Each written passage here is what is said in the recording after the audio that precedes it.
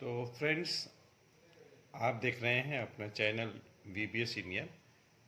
और इस सेशन में हम लोग डिस्कस करने वाले हैं physics class 10th ICSE board का मल्टीपल चॉइस क्वेश्चन। और ये पेपर 2025 का है। इसमें जो मल्टीपल चॉइस क्वेश्चंस हैं इस टाइप से हैं। टोटल 15 मल्टीपल चॉइस क्वेश्चंस हैं। तो क्वेश्चन नंबर 1 आपका टोटली मल्टीपल चॉइस है। और क्वेश्चन नंबर 1 का जो फर्स्ट क्वेश्चन है उसमें कहा जा रहा है कि a body is acted upon by two equal and opposite forces that are not along the same straight line. तो उस कंडीशन में द बॉडी जो होगी उसके लिए ये जो 4 ऑप्शन दिया हुआ है उसमें से कौन सा सही होगा। पहला है रिमेन स्टेशनरी, सही नहीं है। हैव ओनली रोटेशनल मोशन, तो एकदम बिल्कुल सही बात है, ऑप्शन बी करेक्ट होगा। और A, C, D करेक्ट नहीं है, केवल ऑप्शन बी करेक्ट है। सेकेंड क्वेश्चन है which among the following is vector quantity. तो वर्क स्केलर है, पावर स्केलर है, एनर्जी स्केलर है। तो मोमेंट ऑफ कपल जो होगा वो वेक्टर क्वांटिटी होगा, ऑप्शन डी करेक्ट होगा। Question number 3, what is the correct energy transformation during burning of a candle. तो यहाँ भी 4 ऑप्शन है। तो इन 4 ऑप्शन में से ऑप्शन सी करेक्ट होगा। Chemical energy into heat and light energy का कन्वर्जन होगा वाइल और during burning of a candle. उसके बाद क्वेश्चन नंबर 4, और इसमें देखिए कहा जा रहा है कि when a ray of light passes from one optical medium to another which of the following physical quantity does not change. तो जब लाइट रे एक ऑप्टिकल मीडियम से दूसरे ऑप्टिकल मीडियम में पास करती है तो केवल फ्रीक्वेंसी जो है अनचेंज होती है, मतलब चेंज नहीं होती है, बाकी सभी चेंज होती है। एम्पलीट्यूड भी चेंज होती है वेव का वेवलेंथ भी चेंज करता है और वेव का स्पीड भी चेंज करता है। तो ऑप्शन बी करेक्ट होगा। Question number 5, which of the following combination is the correct ascending order of electromagnetic waves in terms of the wavelength. तो उसके लिए अगर हम सभी इलेक्ट्रोमैग्नेटिक वेव्स का नेमिंग करें, UV, IM, GX, UV, IMR, G for gamma rays, X for X rays, U for ultraviolet, V for visible spectrum, I for infrared, M for microwaves, R for radio waves।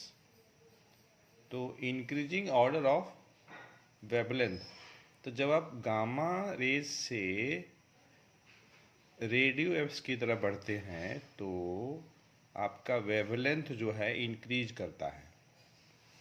तो ज़रा देखिए, gamma, visible light, microwaves, gamma, visible light, microwaves, क्रम देखिए। तो अगर आप ध्यान से देखेंगे तो आपको ये समझ में आएगा या ये आप कंक्लूड करेंगे कि ऑप्शन ए जो होगा करेक्ट होगा।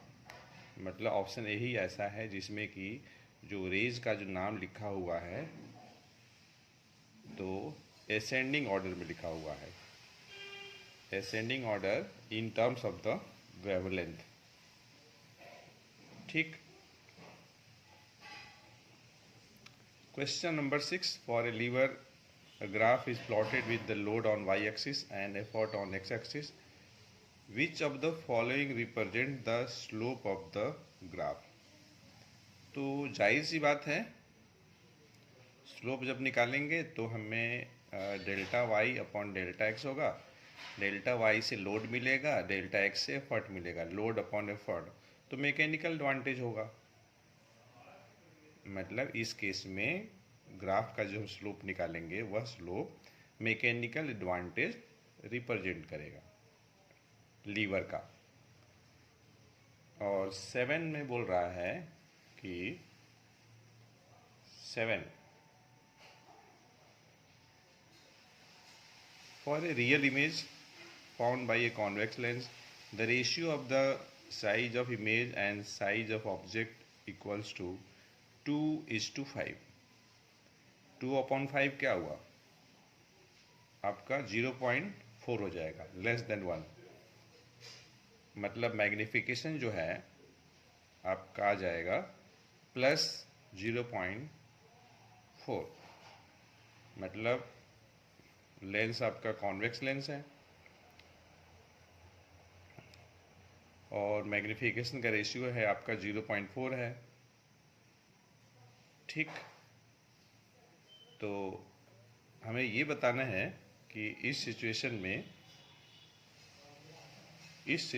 में ऑब्जेक्ट की पोजीशन कहाँ होगी, जिस पोजीशन के लिए साइज ऑफ इमेज और साइज ऑफ ऑब्जेक्ट का जो रेशियो होगा 2:5 होगा।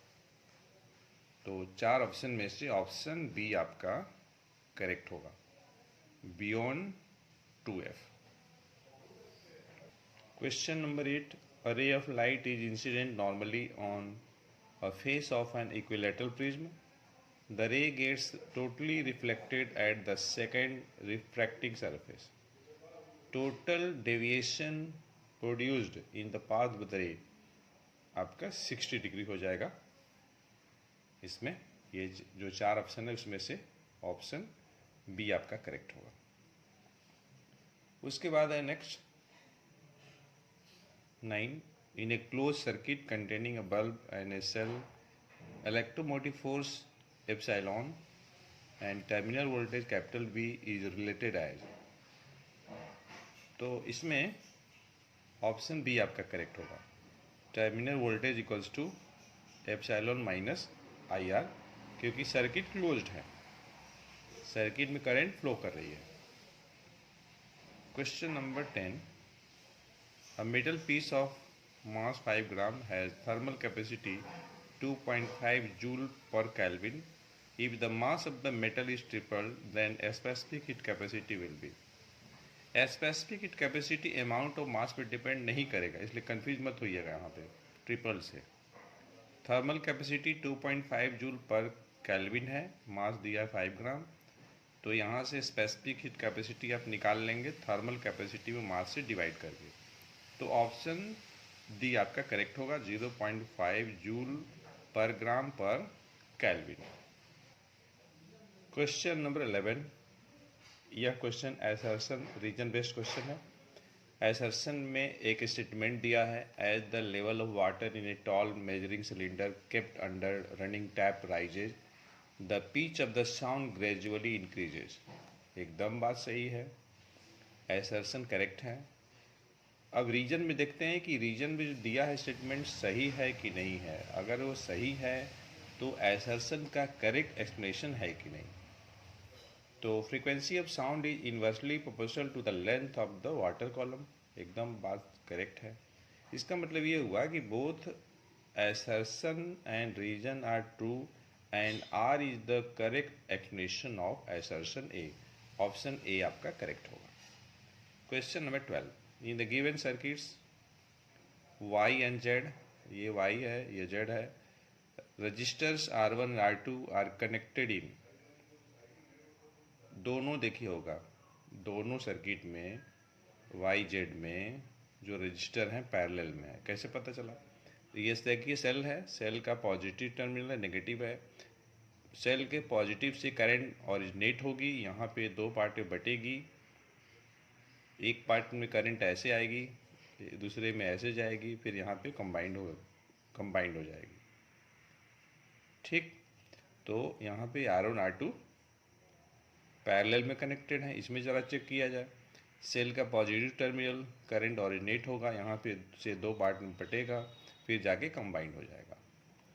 तो ऑप्शन बी आपका करेक्ट होगा, parallel in both the circuits.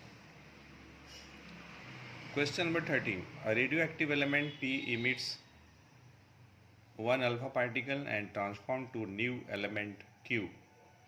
What will be the position of the element Q in the periodic table? कोई रेडियो एक्टिव एलिमेंट P है, अल्फा पार्टिकल का इमिशन हो रहा है, और नया जो एलिमेंट Q बना, P आपका पेरेंट न्यूक्लियस है, Q आपका डॉटर न्यूक्लियस है। तो मैं ये बताना है कि डॉटर न्यूक्लियस का पीरियोडिक टेबल में पोजीशन कहाँ होगा, और डॉटर न्यूक्लियस कौन है, एलिमेंट Q है। तो during the case of one alpha emission, mass number decreases bye 4, atomic number decreases bye 2।